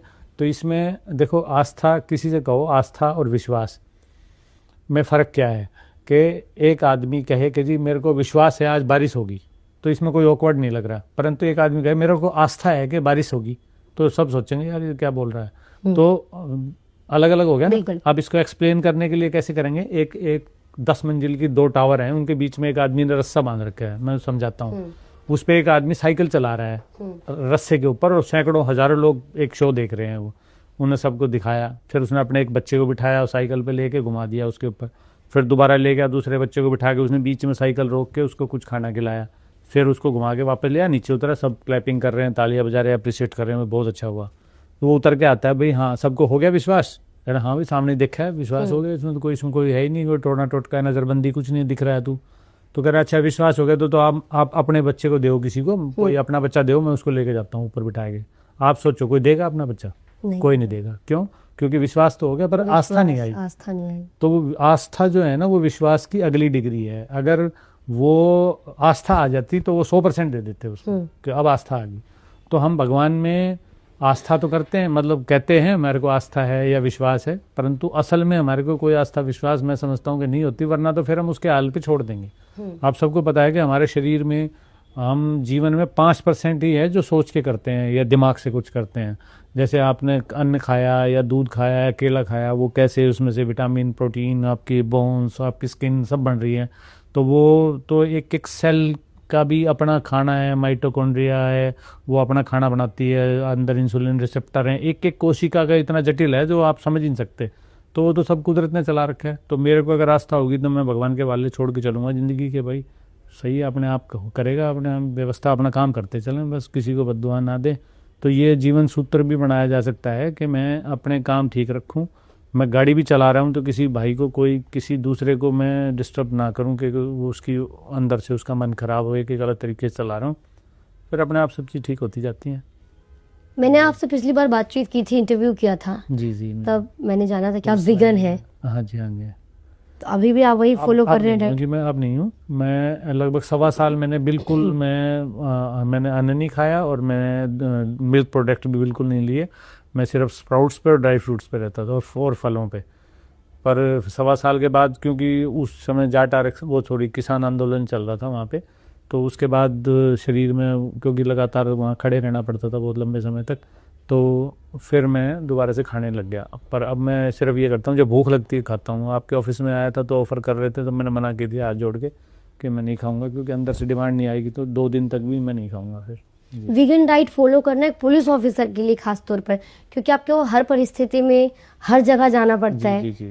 मतलब बुरी से बुरी सिचुएशन भी आपके सामने होती है उस वक्त, रात हो, सुबह हो, बारिश हो, कुछ भी हो, गर्मी हो, धूप हो। तो ऐसे टाइम पर वीगन डाइट फॉलो करना कितना मुश्किल है? एक्चुअली जो ज़्यादा काम करती है ना जी, हमारी इंस्पेक्टर तक, कांस्टेबल से लेकर इंस्पेक्टर तक डायरेक्ट मेहनत करते हैं। हम तो क्योंकि सुपरविजन के जॉब में आ गए ना जी, तो गाड़ी है, ड्राइवर है, काम भी थोड़ा ज़्यादा ऑफिस का रहता है, बाहर का काम कम रहता है। भाई चेकिंग पे चले गए, आप खड़े नहीं हो, पर कभी जैसे ये जो किसान आंदोलन में था, या वहाँ पूरा दिन खड़े रहते थे, तो ऐसा बहुत कम होता है आमतौर पे। तो इसलिए फिर संभव भी हो जाता है जी, क्योंकि आपको फिजिकली ज़्यादा मेहनत कम करनी है जी। आपने भी बताया किसान आंदोलन का जिक्र किया आपने। किसान आंदोलन के वक्त आपकी वीडियो काफ़ी वायरल हुई थी, सर्दियों का मौसम था। हाँ, मैं बावल पोस्टिंग थी मेरी उस समय की। 2-3 वीडियो वैसे वायरल हुई थी। एक वीडियो तो वो थी जिसमें एक दिन हम सारे पैरामिलिट्री वाले और सब बैठे हुए थे। पता नहीं एक बंदर था वहाँ, पेड़ पे रहते थे बंदर तो आसपास, उनमें से एक बंदर को क्या मन में आई, उसको आके मेरे यहाँ बैठ गया। मैं यूनिफॉर्म में था, तो वो बैठ गया हमारे यहाँ मेरे पास। तो मैंने पहले तो मैं भी डरा, मैं यार कैसे आ गया ये। मैंने जैसे उसके सिर पर 2-1 बार हाथ फेरा, उसी समय सो गया वो। और मतलब इतनी गहरी नींद में सोया कि मैं मतलब उठा रहा हूँ, और वो क्योंकि 5-7 मिनट तो मैं बैठा रहा। मैं यार अभी कब तक बैठा लेटा रहेगा इसके ऊपर, तो मैं उठा रहा हूँ, तो इतनी गहरी नींद में था कि उठ ही नहीं पा रहा था, मुश्किल से उठा। और फिर थोड़ी देर खेल खूल के चला गया। एक वो वीडियो थी और दूसरी वीडियो वहाँ वायरल हुई थी जी कि इससे पहले कभी आपने बंदर को नहीं कभी नहीं टच भी किया था? नहीं टच तो किया था जी। हाँ। बचपन में कुत्ते बिल्ली ये सब पाल रखे हैं, बंदर बंदर सारे, परंतु आपको डर नहीं लगा? लेकिन परंतु हाँ नहीं डर नहीं लगा बदमाश। क्योंकि मैं कुत्तों, मेरे यहाँ भी पुलिस लाइन में बहुत सारे डॉग्स हैं मेरे पास जो स्ट्रीट डॉग के साथ रहते हैं। और एक दूसरी ये था कि एक लेडी थी, वो थोड़ी मानसिक परेशान थी, कुछ ऐसा था, और वो उधर से आई राजस्थान, क्योंकि बॉर्डर पे तो थे ही हम बैठे हुए, वो आई उधर से और एक बैरिकेड था वो सीमेंट वाला, उन दो के बीच में बैठ गई ऐसे, और सर्दी में नंगे पैर और पहना हुआ कुछ नहीं था। तो मेरे को लगा यार इसको तो ठंड लग रही है क्योंकि, तो मैं गया तो नाम नूम तो बताया नहीं उसने, क्योंकि वो बताने लायक थी नहीं, इस तरह की यंग ही लड़की थी। तो मैंने उसको अपनी जैकेट ऑफर की निकाल के, मैं कहा ये ले लो सर्दी का मौसम, तो उसने नीली पहले, फिर मैंने उसको जब पहनाने लगा तो वो फिर उसने पहन ली और वो जैकेट पहन के और फिर वो उधर राजस्थान साइड में वापस चली गई। तो वो वीडियो मेरा कोई वो था नहीं, मतलब ये मोटिव नहीं था कि बनाऊं, और ना मेरे को पता था। वो तो लास्ट के 10-1 सेकंड की जब मैं उसको पहना रहा था ना, मुझसे बात तो 1-2 मिनट हुई है, पर लास्ट के 10-15 सेकंड की वीडियो किसी ने, मेरे मुलाजिम ने वहां से दूर से बना ली। तब वो मेरी वीडियो फेसबुक वगैरह पे डाल ली उसने, या मैंने पता नहीं, तो फिर वो वायरल हुई थी। ऐसा था। तो लोगों ने काफी तारीफ की उस पर? हाँ, क्योंकि पुलिस वाले से ऐसी उम्मीद नहीं करते लोग। क्यों नहीं करते पुलिस वाले से लोग ऐसी उम्मीद? यूनिफॉर्म उतार के नहीं, किसी से भी नहीं करते। अब कोई सामान्य आदमी भी कोई जा रहा है, वो कोट उतार के या जैकेट उतार के कौन पहनाएगा किसी को भी? नहीं, आपने ये स्पेशली कहा इस चीज को हाँ, मैं वही कि कह रहा देखो पुलिस का जो स्लोगन है सेवा सुरक्षा सहयोग, Yes. और ये खाकी वर्दी, समान वर्दी इसलिए पहनाई भी जाती है ताकि सब एक बराबर लगे और लोगों को विश्वास हो। जी, फिर पुलिस से ऐसी उम्मीद क्यों नहीं की जाती? क्यों आज तक ये जो पुलिस और जनता के बीच का गैप है नहीं मिटाया जा रहा? मैं बताता हूँ इसके पीछे रेपुटेशन कैसे खराब होती है। जैसे मैं अक्सर कहीं भीड़ में जब भी खड़ा होता हूँ ना, कहीं जैसे सूरजकुंड मेला या कहीं भी आप ड्यूटी पे खड़े हो यूनिफॉर्म में, अक्सर कोई ना कोई माँ अपने बच्चों को पकड़ के लाती है कि सर ये मान नहीं रहा है, धमकाना है इसको। अब मैं कहा यार पहले ही हमारा तो बैंड बजी पड़ी है, अब इसे तुम बच्चे के दिमाग में डाल दो कि देखो जी ये धमकाने के लिए है ये। तो वो जो परंपरा जो अंग्रेजों के टाइम में थी ना, वो बच्चे के दिमाग में, माँ बाप, अब हर माँ बाप तो हिम्मत नहीं करेगा लेके आए किसी यूनिफॉर्म वाले के पास जी धमका दो, परंतु वो जबानी जरूर कहते होंगे कि तेरे को पुलिस में पकड़वाऊंगा, तेरे को ये करवाऊंगा, घर में बच्चे शरारत करता होगा तब, तो वो वहीं से डाल दिया आपने, पहले तो बेस बना दिया वहां से। फिर उसके बाद देखो पुलिस का काम क्या है, लैंड ऑर्डर। अगर आप हेलमेट नहीं पहन के जा रहे या आपने रेड लाइट जंप करी, तो पुलिस का काम है कि वो आपको रोके। अब जब स्वतंत्रता को आप मिसयूज कर रहे हो तो उसको रोकोगे तो उसको बुरा लगेगा, तो एक और दुश्मन तैयार वो भाई जिसका चलान कर दिया वो पुलिस को एक नेगेटिव आदमी आपने तैयार कर दिया। ये नहीं पता कि वो हरियाणा मतलब इंडिया में 1.5 लाख आदमी रोड एक्सीडेंट्स में मरता है मैडम, उसमें मोर देन 60% लोग होते हैं टू व्हीलर और पैदल चलने वाले। तो अब वो हेलमेट, ये तो पता नहीं है ना कि उसके बच्चों का फायदा कर रहा हूँ मैं अगर हेलमेट का चलान कर रहा हूँ। जिसका एक बार चलान हो गया वो जब भी घर से टू व्हीलर लेके निकलेगा तो उसके दिमाग में जरूर आएगा यार चलान ना हो जाए, पहन के चलूंगा। तो ऐसे में फिर आपके खिलाफ हो गए लोग। तो इसलिए मैं कह रहा हूँ कि लोग उम्मीद नहीं करते कि अच्छे की, परंतु पुलिस के आप किस्से सुनोगे तो बहुत हैं इस तरह के किस्से मिलेंगे जो क्या क्या करती है पुलिस, कितना भलाई का काम करती है। जैसे मैं रेलवे में हूँ, अब डेड बॉडीज मिलती हैं, घर वाले वो ऐसे चिथड़े होके मिलती हैं डेड बॉडीज, घर वाले भी हाथ नहीं लगाते, वो हमारे वाले उठा के लाते हैं वहाँ से डेड बॉडी, उसकी मांस हड्डियाँ इकट्ठे करके वहाँ पे। तो वो उसके लिए कोई एक्स्ट्रा इंसेंटिव तो मिलना नहीं है, परंतु करते हैं। कोरोना काल में मैंने देखा खुद, कोरोना काल में मेरे रेवाड़ी था, जब लोग मर जाते थे घर वाले भाग जाते थे कि जी हमें नहीं पता आप इसका अंतिम संस्कार आप करोगे, तो वो पुलिस करती है। पुलिस का तो इतना वर्सेटाइल है ना जी फील्ड, आप सोच भी नहीं सकते। बाढ़ आ जाए तो पुलिस, आग लग जाए तो पुलिस, भूकंप आ जाए तो पुलिस, इलेक्शन हो तो पुलिस, साला वो स्कूल के एग्जाम हो तो पुलिस, कहीं प्रोसेसन हो तो पुलिस, मतलब कुछ भी आप सोचो कि जहाँ पुलिस की ज़रूरत नहीं है, परंतु फिर भी बस वो पता नहीं कैसे रेपुटेशन हमारी ऐसी है कि भाई कोई आदमी दुख में ही बुलाते हैं, सुख में ये पुलिस की जो रेपुटेशन, खाकी वर्दी पर जो सवाल उठने लगे हैं, वो अब हुआ है या पहले भी इसी तरीके अब ज्यादा डाउन हो गया? देखो एक कारण क्या है कि खाकी रंग आपको पूरे वर्ल्ड में और कहीं नहीं मिलेगा। तो ये जो है ना यूनिफॉर्म का रंग, ये कोई और कोई सामान्य आदमी ऐसे नहीं बनता, पैंट बनवाएगा ना शर्ट बनवाएगा। हाँ, तो अब वो अलग दिखेगा। यही अगर कुर्ता पजामा पहन के कोई कर रहा है, कोई भी, मैं ये नहीं कहता भी सही है वो भाई। अब टीचर्स, मैं CM फ्लाइंग में रहा हूँ मैडम, CM फ्लाइंग में आप क्या देखोगे, मतलब कोई ऐसी फील्ड नहीं है, नकली दूध, नकली पनीर, नकली घी, कहीं मनरेगा के फ्रॉड, राशन कार्ड के फ्रॉड, मतलब क्या नहीं पकड़ा मैं। नूह में तो बल्कि पत्रकार कुछ लोग जो रोजाना मेरे कवर करते थे वो ये कहने लगे थे कि आपके इस प्रयास से मनरेगा के तो 90% घपले बंद हो गए और 70 से 80% राशन कार्डों के घपले बंद हो गए। और वो राशन कार्ड में जो घपला कर रहा है जो आदमी, वो एक सिंपल उसी गांव का बंदा है जो एक डिपो होल्डर है, और वो जो अनाज उनको गरीबों को मिलना चाहिए था उसकी बजाय कहीं ना कहीं घपला कर रहा है वो उसके साथ। तो ये तो अब इसको क्या कहेंगे, पर हमारे क्योंकि यूनिफॉर्म पहन के रोड पे खड़ा हुआ है तो वो अलग दिखता है थोड़ा सा। ये रेपुटेशन का ये भी कारण है, अच्छी रेपुटेशन भी लोग इज्जत भी करते हैं, बहुत से पढ़े लिखे लोग हैं। जो एक बार टच में आ जाता है ना, मेरा अपना एक्सपीरियंस है, 80-80 साल का आदमी जब संपर्क में आता है और कोई काम उसका होता है या प्रयास होता है, ना भी होता, हर बार नहीं होती सक्सेस, भाई हर एक केस ट्रेस नहीं कर पाते, तो वो 80 साल का आदमी आपको कम्प्लीमेंट देके जाता है कि जी आज मेरी दिमाग में जो इमेज थी ना वो सिर्फ सुनी थी, आज वो चेंज होगी मेरे तो संपर्क में आने से। ये बात जो 80 साल के बुजुर्ग ने कही, ये मैं भी कहती हूँ कि जो मेरे दिमाग में भी, वैसे हमारे साथ बातचीत होती रहती है पुलिस डिपार्टमेंट में तमाम लोगों की, पॉडकास्ट इंटरव्यू के दौरान, खबरों के दौरान, लेकिन यकीन मानिए जब आप चेची साहब से मिलेंगे या इनके पूरे पॉडकास्ट को देखेंगे, मेरे पहले इंटरव्यू को भी देखेंगे, वॉक बाय टॉक मैंने एक प्रोग्राम किया था इनके साथ, आप इनसे मिलकर देखिए जरा एक बार, आपके जहन में जो पुलिस को लेकर छवि बनी हुई है वो एकदम मिट जाएगी और एक नई छवि तैयार होगी, अपनेपन की, अपने परिवार की और असली खाकी वर्दी की आपके मन में एक नई छवि बनकर तैयार होगी। एक आपने सारी बातें बताई, सीएम फ्लाइंग की बात बताई आपने, वो किससे, ये सीएम फ्लाइंग के दौरान आपने ऐसा कौन सी चीजें अनुभव की जो आप साझा करना चाहोगे, और खासकर आपने बताया कि नूह मेवात में, क्या इस तरीके के फ्रॉड नूह मेवात में ज्यादा मिले? हाँ, वहाँ थोड़ा सा लोग कम पढ़े लिखे हैं तो थोड़ा ज़्यादा होते हैं, गरीबी भी ज़्यादा है थोड़ी सी, परंतु वो सब जगह पकड़े हमने। मेरे पास 5 डिस्ट्रिक्ट थे, नारनौल, रेवाड़ी और नूह, पलवल और फरीदाबाद। नहीं, तो ये फ्रॉड और स्कैम की वजह गरीबी मानते हो आप? नहीं, या क्या मानते हैं? जो जागरूक आदमी है ना जी, जो पढ़ा लिखा आदमी है, वो तो अपने अधिकारों को मानो, बेशक से वो गरीब है, वो उसको राशन ले रहा है वो, परंतु है पढ़ा लिखा, तो वो तो डिपो होल्डर से उससे लड़ाई करके ले लेता है कि भाई मेरा इतना था तो तुम 5 किलो की 4 क्यों दे रहा है मेरे को।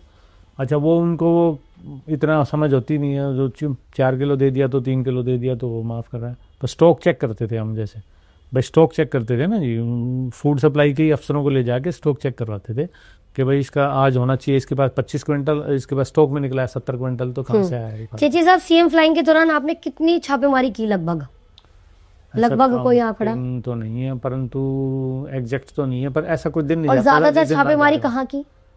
5 डिस्ट्रिक्ट में ही होती थी जी, 5 जिलों में बराबर चलता था काम। जैसे आरटीए, जैसे ओवरलोडिंग की भी करी, जीएसटी की भी करी, मतलब जीएसटी में उस दौरान मैं जितना रिकवरी करवा दी ना जीएसटी की, मतलब मेरी सारी जीवन जब से मैं भर्ती हुआ हूँ, जब मैं मरूंगा तब तक जितना पैसा मिलेगा उससे ज़्यादा रिकवरी उस टाइम जीएसटी से करवा दी हमने। ट्रक पकड़ते थे जो जीएसटी चोरी वाले ट्रक चलते हैं हाईवे पे रात को, तो वो हर तरह का प्रयास थोड़ा पता चला। अच्छा, साइबर फ्रॉड आजकल इतना बढ़ गया है, साइबर फ्रॉड में कहते हैं कि पुलिस को कहीं ना कहीं ये आरोप लगता है पुलिस डिपार्टमेंट पर, साइबर पुलिस पर, कि कहीं ना कहीं उन्हें क्लू तो मिल जाता है लेकिन साइबर पुलिस जानबूझकर उन तक पहुंच ही नहीं पाती या पहुंचने की कोशिश नहीं करती, केस को ठंडे बस्ते में रख देती है। मैम, ये सबसे बड़ी गलत धारणा है जी। एक आम आदमी पढ़े लिखा भी ये कहता है कई बार कि जी हाँ पुलिस को पता है जी कौन चोरी कर रहा है, कौन डकैती कर रहा है, तो ये तो बिल्कुल ही गलत है। अगर कोई कितना भी निकम्मे से निकम्मा एसएचओ लगा हुआ ना, वो ये नहीं चाहेगा कि उसके एरिया में कोई क्राइम हो इस तरह का, चोरी, डकैती, लूट, स्नैचिंग या साइबर। तो साइबर तो बिल्कुल ही, ये तो फेसलेस क्राइम है। कोई आदमी आपका उड़ीसा से यहाँ कर रहा है, कोई अमेरिका, हमारे यहाँ से कोई अमेरिका में कर रहा है, कोई अमेरिका से बैठ के यहाँ कर रहा है, तो आप उसको पकड़ना बड़ा टफ काम हो गया है। हालांकि सरकार ने बड़ा ज़बरदस्त मिशन चला रखा है, आपने देखा होगा मिनिस्ट्री ऑफ होम की तरफ से। अब पोर्टल, आप अगर हेल्पलाइन पे कॉल करते हो तो तुरंत इमीडिएटली आपके पैसे, अगर विद इन 30-40 मिनट्स आपने कर दिया, 30 मिनट्स का लिमिट है वैसे पहले तो आपका चांसेस हैं कि आपका पैसा ब्लॉक हो जाएगा, रुक जाएगा। और नए नए इनिशिएटिव्स हो रहे हैं, तो ऐसा नहीं है। परंतु लोग 2 ही कारण से ठगे जाते हैं। अनपढ़ आदमी, मतलब 1000 में से 1 होता है जो अनपढ़ आदमी उसमें ठगा जाता है, क्योंकि वो इतना कॉन्शियस है। वो उसको कोई फ़ोन भी करता है ना तो वो कहता है नहीं ना भाई मेरे से बात मत कर, अनजान आदमी। परंतु ये आदमी 2 ही तरीके से फंसता है, या तो लालच से या लापरवाही से। आज ही मेरे को कोई फ़ोन कर रहा था कि जी किसी को 30,000 रुपये भेजने थे और उसने थोड़ी देर पहले किसी ऑटो वाले को पेमेंट की थी अपने 10-20 रुपए की, और वो नाम सेम था, तो उसने वो 30,000 रुपये उसी नाम पे फिर भेज दिए। और फिर दोबारा उधर से फोन आया, यार तूने पैसे नहीं भेजे, बोला भेज तो दिए यार, दोबारा भेजता हूँ, 30,000 फिर भेज दिए उसी पे। और जब उसको पता चला गया तो ऑटो वाले के अकाउंट में गए, तो ऑटो वाले को वो फोन कर रहा है, तो ऑटो वाला कह रहा है भाई वो तो मेरे खर्च हो गए, अब तो एक दिन बाद ही कह रहा अब तो खर्च हो गए मेरे, अब मिल नहीं रहा, पुलिस ढूंढ रही है। तो लोगों की वही मेंटलिटी तो वही है ना, गलती से आ गए तो कम से कम वापस दे दो। तो साइबर में मैम लोग फंसते हैं लालच के कारण, क्योंकि इस तरह की ठगी के तरीके चल रहे हैं। लोग इंस्टाग्राम में उसमें ग्रुप बना के लोगों को वो झूठे सौजबाग दिखाते हैं, देखो जी इसके 1 लाख के 1.5 हो गए, इसके 2 हो गए, और फिर वो उसके करते भी हैं, शुरू में बढ़ाते भी हैं, किसी के 1 के 1.25 कर दिया, 1.5 कर दिया, 2 लाख के 2.5 लाख कर दिए, वो उसको विश्वास हो जाता है कि हाँ पैसा घूम रहा है इस तरह से। वो जैसे ही उसने एक मोटी ट्रांजेक्शन की, फिर जय श्री राम, फिर बंद गए आपके पैसे। तो इसमें लोगों को थोड़ा सा के लोभ में लालच में ना फंसे। सरकार ने भी बहुत प्रयास किया, देखो रिंगटोन भी लगा दी थी कि आप जैसे किसी को फोन मिलाओगे तो ये वाला ही क्वेश्चन आएगा पहले, बिल्कुल, पर लोग नहीं समझते जी। एक और सवाल आया है हमारे व्यूअर्स के थ्रू आपके लिए। लोग कह रहे हैं कि हम कोई शिकायत लेकर जाते हैं, अपनी सुनवाई नहीं होती कई बार पुलिस स्टेशन, फिर कोई हमें हमारा रिश्तेदार बता देता है फलाना मंत्री से जैक लगवा दो, फलाना मंत्री से कॉल करवा दो तो साहब सुन लेंगे, और ऐसा हो भी जाता है। मंत्री साहब का कॉल जाता है और काम धड़ल्ले से शुरू हो जाता है, फाइल आगे सरक जाती है। मैं इसमें थोड़ा सा मतभेद दिखाऊंगा आपसे। अब जो है ना पुलिस में बहुत सुधार है जी। जो आप 50 साल पहले वाली पुलिस से कंपैरिजन करोगे ना, पढ़े लिखे लड़के आ रहे हैं, और ऐसा नहीं है कि भाई किसी सिफारिश से ही कोई काम होगा। अगर जायज़ काम है ना, तो क्योंकि हायरार्की है, देखो अगर आपका चौकी इंचार्ज काम नहीं कर रहा तो एसएचओ बैठा हुआ है, एसएचओ नहीं कर रहा तो उसके बाद एसीपी है, एसीपी नहीं है तो डीसीपी है, या कमिश्नर ऑफ पुलिस है फिर डीजीपी है। तो किसी भी लेवल पर हर एक अफसर अवेलेबल है, वो सबसे मिलते हैं। आजकल इंटरनेट, ईमेल फैसिलिटी, ये वो सब अवेलेबल है। तो ऐसा नहीं है कि वो मतलब बिल्कुल अंधेर गर्दी मची हुई है, ऐसा नहीं है। परंतु अगर नाजायज़ काम करवाना चाह रहे हो तो फिर आप प्रेशर भी बनवाओगे, सारे काम करोगे। मैंने भी देखा है अपने जीवन में कि गलत काम करवाने के लिए आपके साथ भी मंत्री जी के कोई फोन आए कभी? हाँ, मतलब फ़ोन तो आते हैं, पर अच्छी बात ये रही मेरे साथ तो कम से कम कि अगर उनको कन्विंस करें कि जी आपने एक पक्ष ही सुनी है, पर असली बात ये है कि मैंने दोनों पक्ष देख लिए, तो कभी किसी ने दबाव नहीं बनाया। वो समझ जाते हैं हाँ ये झूठ कह रहा है, तो इसको ठीक है, जो जायज़ है वही करो। अच्छा, पुलिस डिपार्टमेंट में होते हुए आप सिर्फ लीगली चीज़ों को देखते हैं, लीगली फैक्ट्स को देखते हैं, या कई बार ऐसा भी होता है कि सामने ऐसा बंदा है कि लीगली तो वो गलत हो गया है उससे, लेकिन है वो शरीफ? नहीं, बिल्कुल ठीक बात है। ऐसा अब तो क्योंकि एसीपी बन गए तो अब डायरेक्ट इंटरवेन नहीं है, परंतु जब मैं एसएचओ रहा हूँ तब तक इस तरह का होता था कि कई बार जैसे कई ऐसे उदाहरण हैं, जैसे कार में से स्टीरियो चोर लिया और पता चल गया किसने चोरा है, पकड़ लिया। पता चला तो स्टूडेंट और पढ़ाई में बहुत इंटेलिजेंट है, तो एक गलती होगी तो उसको मौका दे दिया, क्योंकि कंप्लेनेंट भी कहता है जी मेरे को कार्रवाई नहीं करवानी, चलो छोड़ दो कोई बात नहीं, बच्चा है, क्योंकि लीगली तो है, वो ऑफेंस तो हो गया। पर वो बच्चा पढ़ लिख के फिर वो बढ़िया अब या तो अपना बिजनेस कर रहा है या कि नौकरी कर रहा है, तो आज भी वो याद करता है कि जी उस दिन अगर मेरे को बंद कर देते आप तो आज मैं यहाँ नहीं होता, क्योंकि अगर मैं जेल में चले जाता तो हो सकता है मैं कहीं गलत संगत में पड़ जाता, कुछ होता। तो बहुत बार वो पुलिस अफसर का विवेक, अपना उसका विजडम जो है वो काम करता है कि अब इसको मेन तो है समाज को सुधारना। अब मैं उसको जेल में भेज के सुधार सकता हूँ, या केस दर्ज करके सुधार सकता हूँ, या छोड़ के सुधार सकता हूँ। तो ये कोर्ट भी मौका देती है, कोर्ट भी मौका देती है फर्स्ट टाइमर को। यानी कानून के साथ साथ इंसानियत भी जरूरी है, बहुत जरूरी है जी, बिल्कुल। आपने एक जवाब दिया था मुझे शुरुआत में कि आजकल के जो यूथ है, बच्चे हैं, वो प्राइवेट नौकरी की तरफ ज्यादा जा रहे हैं, क्योंकि ये पुलिस डिपार्टमेंट की जो जॉब है वो हेक्टिक है, स्ट्रेस, कितना स्ट्रेस रहता है पुलिस डिपार्टमेंट जॉब में? वैसे तो मैन टू मैन डिफर करता है कि मैं कितना स्ट्रेस किस काम के लिए लेता हूँ, परंतु बाउंडेशन तो है ही जी। भाई मान ले मैं काम नहीं कर रहा, मैं बैठा हूँ, परंतु मैं स्टेशन नहीं छोड़ सकता अपना बिना परमिशन के, तो ये सबसे बड़ी बात है। पर स्ट्रेस अगर कहा जाए ना, सिर्फ ये है कि जैसे थानों में एक आईओ जो है उसके पास एक दिन में 5-5 केसेस अगर वो दर्ज कर रहा है, चोरी या किसी भी तरीके के, तो उसके पास वो प्रेशर तो रहता है कि इसको डिस्पोज ऑफ करो। आजकल नए कानून में वीडियो भी बनानी है, वो बहुत सारी चीज़ें अपलोड करनी होती हैं, तो ऐप है और सारी चीज़ें थोड़ा सा कॉम्प्लिकेटेड भी होगा, जो आगे जाके उसका बहुत अच्छा परिणाम आने वाला है, क्योंकि अब लोग सजा भी होंगे।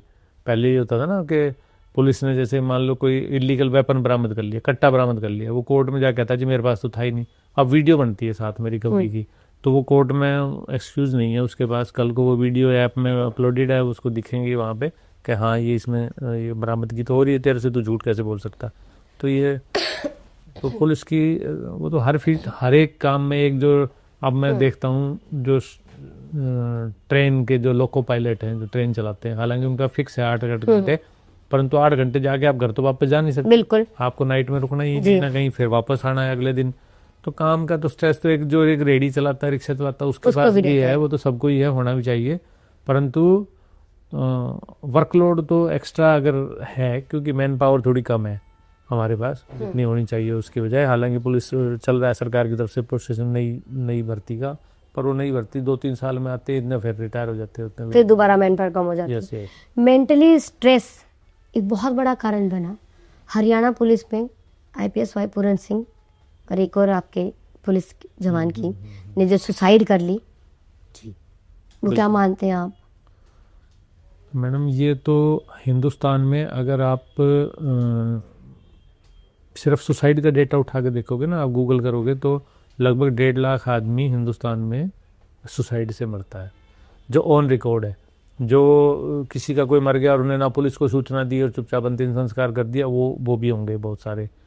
तो हर आदमी का परसेप्शन अपना अपना है, वो किस चीज़ को कैसे लेता है, तो उस हिसाब से अब इस किस्से में मैं विशेष पर्टिकुलर में नहीं बता पाऊंगा अभी क्या रहा इनका, जो भी कारण रहा वो तो इन्वेस्टिगेशन चल रही है। IPS Y Puran Singh case में उन्होंने पुलिस डिपार्टमेंट पर ही मानसिक उत्पीड़न के आरोप लगाए। हाँ, उसकी जांच अभी चल रही है जी, वो देखो क्या इन्वेस्टिगेशन में क्या निकलता है, उस लेवल पे मैं नहीं कह सकता कुछ भी, लेकिन परंतु अब क्योंकि मैं रेल में आ गया हूँ, मैं देखता हूँ अक्सर लोग मतलब कितने लगभग ये समझो आप हरियाणा में लगभग 1200 के करीब लोग एक साल में रोड इस पर रेल एक्सीडेंट में एक्सपायर होते हैं हरियाणा में। उनमें से बहुत सारे सुसाइड्स भी होते हैं। तो अब वो कई आर्थिक तंगी है, किसी को मानसिक परेशानी है, कुछ है, उसका समाधान मैं जो अपने स्टाफ को, अपने परिवार को या मैं अपने मिलने जुलने वाले को सबको बताता हूँ कि आप अपनी हार्ट बीट कम ज़्यादा नहीं कर सकते, अपना डाइजेशन को आप नहीं रोक सकते, ना चला सकते हो, किडनी का फंक्शनिंग आप रोक नहीं सकते, आप बॉडी में कोई भी कार्रवाई जो भी हो रही है उसको कोई कंट्रोल नहीं है आपका, सिर्फ सांस पे आपका कंट्रोल है। और जिस पे सांस पे ही हम सबसे कम ध्यान देते हैं। आप नॉर्मली किसी से पूछो भाई याद है कब सांस ली थी, तो लोग हो सांस पे तो कभी ध्यान ही नहीं दिया। तो आप सिर्फ सांस को कंट्रोल करके कि मैं सांस को थोड़ा सा डीप ले लूँ, इंटेंशनली ले लूँ, आप अपने मन को और बॉडी को सबको ठीक कर सकते हैं। लेकिन हरियाणा पुलिस डिपार्टमेंट में 2 सुसाइड केस के बाद एक शोर सा मच गया कि हरियाणा पुलिस डिपार्टमेंट में या पुलिस डिपार्टमेंट में क्या मेंटली टॉर्चर है, क्या स्ट्रेस ज़्यादा है? नहीं ऐसा नहीं है मैम। देखो वो तो सबके मैं बता रहा हूँ कि हर फील्ड में है। एक किसान है उसको भी मेंटल स्ट्रेस है कि उसने पूरी फसल तैयार करी और अचानक से बारिश होगी तो गया सारा काम, उसका जो है 6 महीने की उसकी मेहनत थी एक झटके में कई सारी तो वो तो स्ट्रेस तो उसको भी है। मैं वही कह रहा हूँ कि आप किस तरह से मैनेज करते हो। लेकिन सुसाइड कोई ऑप्शन नहीं है उसको। हाँ, सुसाइड तो सबसे कमजोरी का काम है वैसे देखा जाए तो, परंतु अब उस समय मानसिक स्थिति क्या रहती है उसकी, कौन काउंसलिंग कर रहा है, किस तरह के इनपुट दिमाग के अंदर है, वो डिसीजन लेना ही है बस। एक आदमी डिसीजन लेता है, वो है ना फ्लाइट एंड फाइट वाला सिस्टम, कि कहीं बॉर्डर पे लड़ाई कर रहा है, एक आदमी डर के भाग जाता है, एक आदमी फाइट करता है, तो अपना खुद का विवेक है उस समय क्या डिसीजन है उसका। जब ये हुआ, ये केस हुआ, तो क्या माहौल हो गया था आपके डिपार्टमेंट में, क्या बातें चल रही थी? देखो एक हमारे अफसर जब जाता है कोई भी इतने सीनियर लेवल चाहे जूनियर लेवल भी, जब आप जिनके साथ काम करते हो कोई भी होता है तो सबको सदमा तो लगता ही है। तो सभी स्ट्रेस में थे यही कि भाई ऐसे क्या हुआ कि एक अफसर हमारे को छोड़ के चले गए बीच में, और अच्छे अफसर थे। तो बाकी उसके कारण क्या थे वो भी जांच चल रही क्या है वो करेगी चंडीगढ़ पुलिस लगी हुई। आपके इनकाउंटर की चर्चा, गुड़गांव का वो इनकाउंटर क्या था, उस वक्त क्या हुआ था अचानक? असल में क्या हुआ था मैम, गुड़गांव कोर्ट में जब भी कोई सीरियस बदमाश, कोई हीनियस क्रिमिनल पेश होते थे ना, तो उनको अलग से सिक्योरिटी और अलग से व्यवस्था देते थे उनको।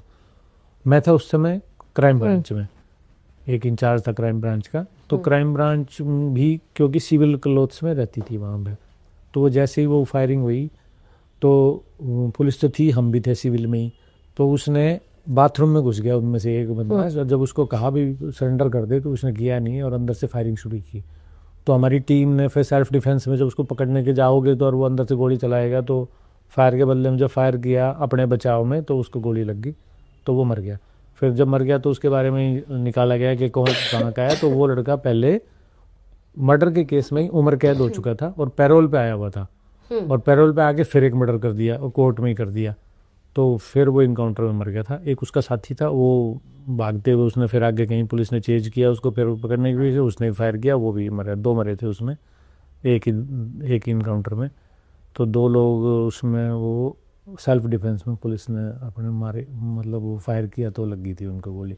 अच्छा, पुलिस डिपार्टमेंट को लेकर एक बात और चलती है, यूपी पुलिस, हरियाणा पुलिस और अदर स्टेट की पुलिस। मतलब यूपी पुलिस का जब नाम आता है तो कहते हैं कि योगी सरकार में पुलिस के हाथ खुले छोड़े हुए हैं, पुलिस को आज़ादी है, लॉ एंड ऑर्डर मेंटेन किया हुआ है, कोई भी बदमाश बच के नहीं जा पाता, और बदमाश जो है कुख्यात बदमाश वो यूपी जाने से डरते हैं खासकर।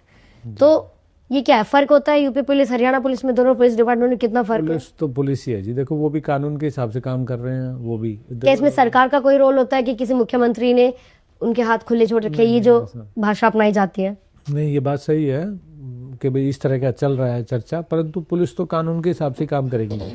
वो इत्तेफाक हो सकता है भाई एक जहाँ पे दरअसल एक एरिया ऐसा है जहाँ शांत एरिया है, तो वहाँ पे आपको बदमाश भी कम है और क्राइम भी कम है।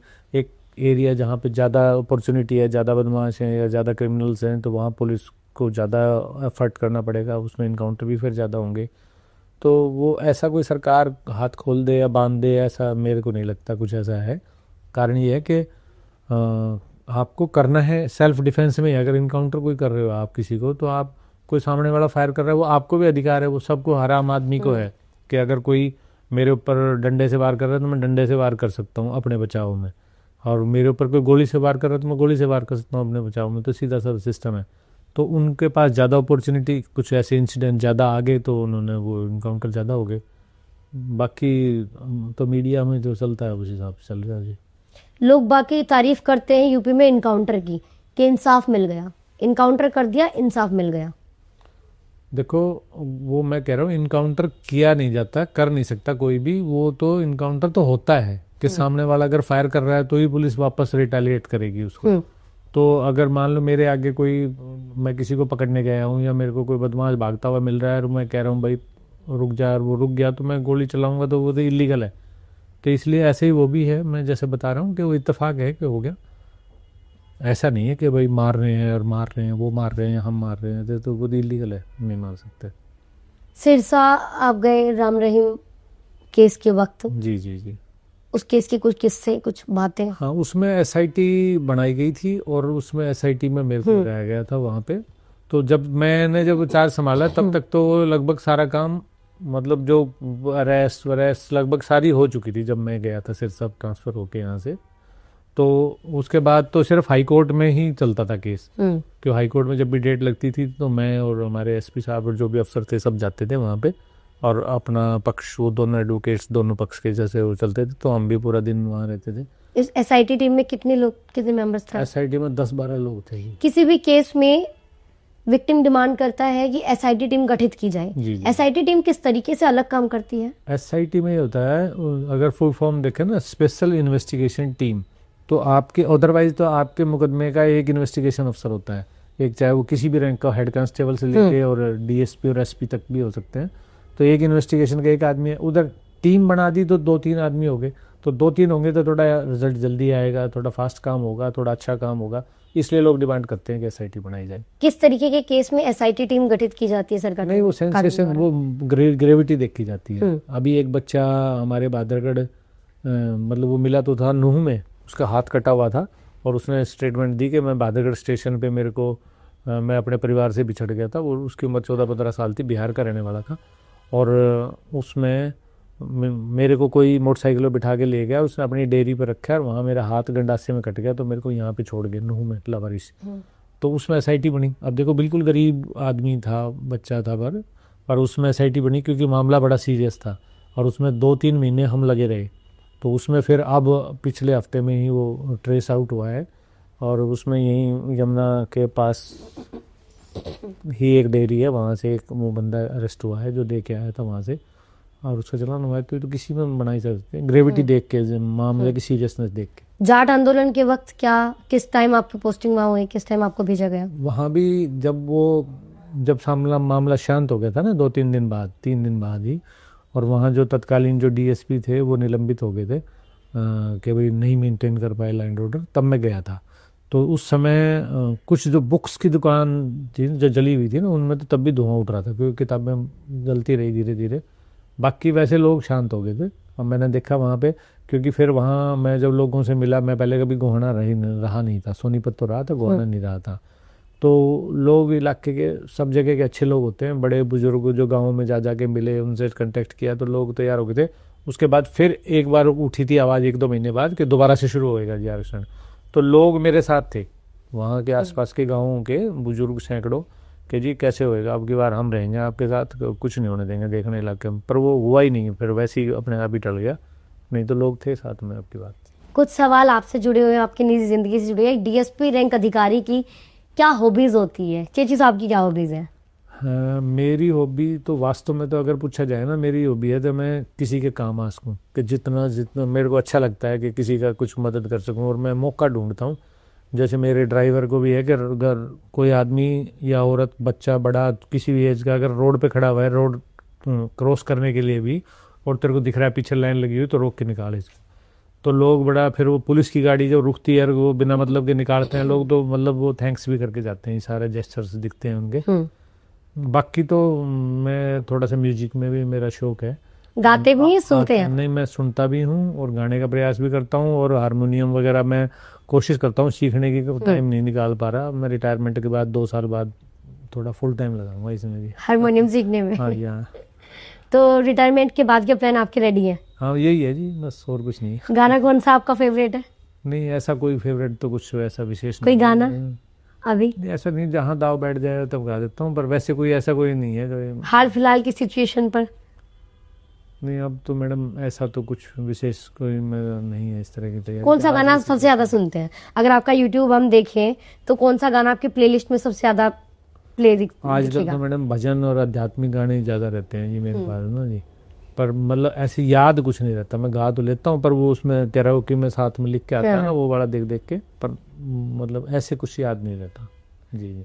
और कुछ ऐसी इंटरेस्टिंग चीजें आपकी लाइफ की, ऐसा किस्सा? बचपन में मैडम मैं असल में ना जी, मेरी मंडली ऐसी थी कि पूरा दिन गिल्ली डंडा खेलना, पतंग उड़ाना, कुत्ते पालना, बंदर पालना, कबूतर पालना, बिल्लियाँ पालना, मतलब घर में मतलब पकड़ पकड़ के लिए आता था, बस वही था मेरा काम। भाई कहीं अलग किस्म का कुत्ता किसी ने बता दिया तो अलग ले आना उठा के वहाँ कहीं से बिल्ली ले आनी, चिड़िया, कबूतर, इस तरह से मतलब वो पशु पक्षियों से बहुत प्रेम है आपको? पूरा जिया जी, हाँ। मतलब जो दिल करा वैसे ही चलती रही जिंदगी बढ़िया।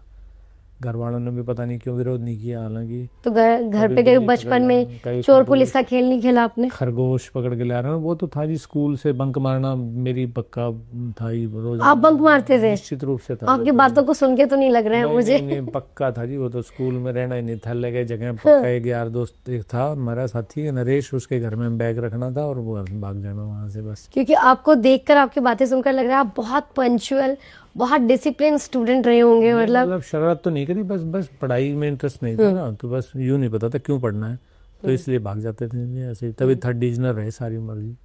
लेकिन अब 1st डिवीजन? नहीं, अब प्रयास है जी, अब तो औसत दर्जे का काम करता हूँ वैसे। हाँ। पर लोग अप्रिशिएट करते हैं वैसे। नहीं, बहुत अच्छा काम रहता है आपका, और तभी लोग चेची साहब को इनका ट्रांसफर रुकवाने के लिए सड़कों तक आ। तो आज के पॉडकास्ट विद दीपा राणा के इस एपिसोड में हमारे गेस्ट रहे डीएसपी राजेश चेची साहब, जिनसे हमने बहुत सारी बातें सीखी, एक्सपीरियंस शेयर किया।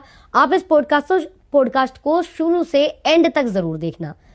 बाकी आप मुझे कमेंट करके बताना कि आपको इस एपिसोड में बेस्ट पार्ट कौन सा लगा, और आपके क्या सवाल है। जब हम नेक्स्ट पॉडकास्ट में दोबारा फिर चेची साहब के साथ बैठेंगे, वो सवाल मैं जरूर पूछूंगी उनसे। लेकिन जो मेरा वादा था आपसे कि पॉडकास्ट विद दीपा राणा, हमारे इस शो में हम अपने गेस्ट बुलाएंगे पॉलिटिकल, पुलिस डिपार्टमेंट से जुड़े हुए, एडमिनिस्ट्रेशन से जुड़े हुए इन्फ्लुएंसर्स, और वो लोग भी जो अपने स्टाइल से पूरी स्पॉटलाइट ही खींच ले। अब आप मुझे कमेंट करके ये जरूर बताना कि नेक्स्ट पॉडकास्ट में हमारे गेस्ट हम किसे रखें। आप दीपा राणा के साथ इस शो में किसे देखना चाहते हैं, कमेंट करना और ये भी बताना ये पॉडकास्ट कैसा लगा। फिलहाल के लिए thank you sir. Thank you.